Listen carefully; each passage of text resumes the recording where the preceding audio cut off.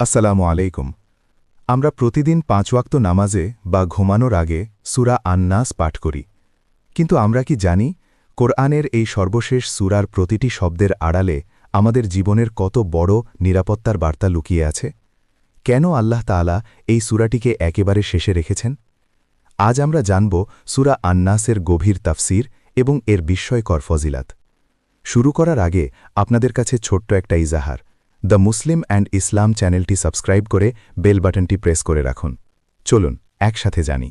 সূরা আন-নাস কোরআনের ১১৪তম বা সর্বশেষ সূরা। এটি মূলত মক্কায় নাজিল হয়েছে।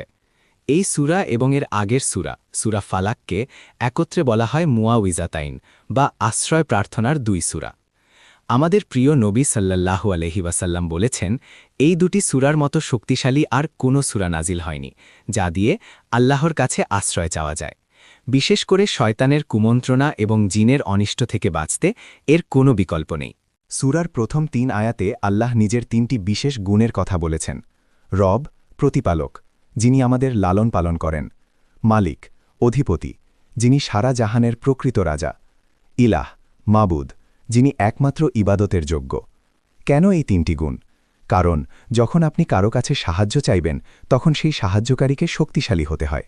আল্লাহ এখানে বোঝাচ্ছেন, যিনি আপনার পালনকর্তা, যিনি আপনার রাজা এবং যিনি আপনার মাবুদ, তিনিই আপনাকে সবচেয়ে সেরা নিরাপত্তা দিতে পারেন। এবার আসা যাক সূরার মূল বিষয়। আল্লাহ বলছেন, আশ্রয় চাও ওয়াসওয়াসিল খান্নাস থেকে।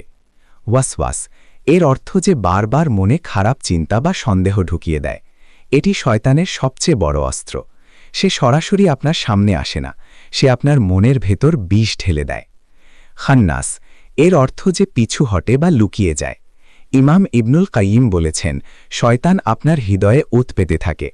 আপনি যখনই আল্লাহকে স্মরণ করেন, সে পালিয়ে যায়, কিন্তু যেই আপনি আল্লাহকে ভুলে যান, সে আবার ফিরে আসে। সূরার শেষ আয়াতে এক ভয়াবহ সত্য উন্মোচন করা হয়েছে, মিনাল জিন্নাতি ওয়ান্নাস, অর্থাৎ কুমন্ত্রণাদাতা শুধু অদৃশ্য জিন শয়তান নয়, মানুষের মধ্যেও শয়তান আছে। আপনার এমন কোনো বন্ধু বা পরিচিত ব্যক্তি যে আপনাকে পাপের পথে ডাকে বা আল্লাহর স্মরণ থেকে দূরে সরিয়ে দেয়, সেও এই ওয়াসওয়াসের অন্তর্ভুক্ত। তাই আমাদের সাবধান হতে হবে দৃশ্যমান এবং অদৃশ্য উভয় শত্রু থেকে। এই সূরার আমল অত্যন্ত সহজ কিন্তু শক্তিশালী। ১. প্রতিদিন সকালে ও সন্ধ্যায় ৩ বার করে পাঠ করা। ২. ঘুমানোর আগে সূরা ইখলাস, ফালাক ও নাস পড়ে হাতে ফুঁ দিয়ে শরীর মুছে নেওয়া। এটি আপনাকে জাদুটোনা, বদনজর এবং শয়তানি প্রভাব থেকে ঢাল হয়ে রক্ষা করবে। সূরা আন-নাস আমাদের শেখায়, আমাদের আসল লড়াইটা আমাদের মনের ভেতরে, আর সেই লড়াইয়ে জেতার একমাত্র উপায় হল আল্লাহর ওপর পূর্ণ ভরসা রাখা। আল্লাহ আমাদের সবাইকে শয়তানের কুমন্ত্রণা থেকে হিফাজত করুন। আমিন। ভিডিওটি ভালো লাগলে অবশ্যই লাইক করবেন, শেয়ার করবেন এবং চ্যানেল সাবস্ক্রাইব করতে ভুলবেন না। আল্লাহ হাফেজ। জাযাকাল্লাহু খাইরান। আসসালামু আলাইকুম ওয়া রাহমাতুল্লাহি ওয়া বারাকাতুহু।